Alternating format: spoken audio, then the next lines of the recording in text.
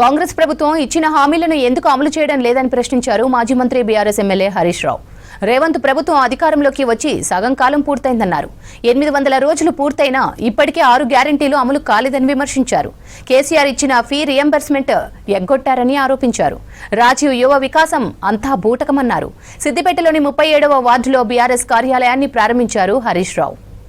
ఈ నెల 26వ తేదీ నుంచి అసెంబ్లీ బడ్జెట్ సమావేశాలు జరుగుతున్నట్టుగా వార్తలు వస్తా ఉన్నాయి.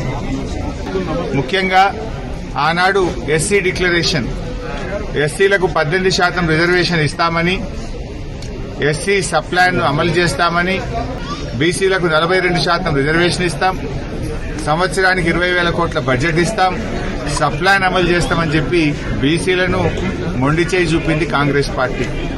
రైతులకు మోసం, బీసీలకు మోసం, ఎస్సీలకు మోసం, ఎస్టీలకు మోసం, యువతకు మోసం, అన్ని వర్గాలను మోసం చేసింది. ఎల్లుండి పెట్టే బడ్జెట్ సమావేశాల్లో ఈసారైనా 4,000 రూపాయల పెన్షన్ ప్రవేశపెట్టాలని డిమాండ్ చేస్తా ఉన్నా.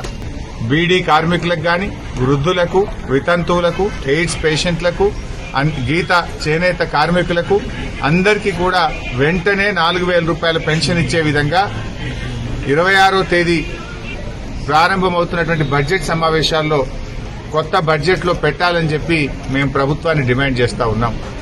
తక్షణమే ఈ బడ్జెట్ లో నెలకు 2,500 మహిళలకు ఇచ్చే విధంగా బడ్జెట్ రూపొందించాలని బట్టి విక్రమార్క గారిని డిమాండ్ చేస్తా ఉన్నాం.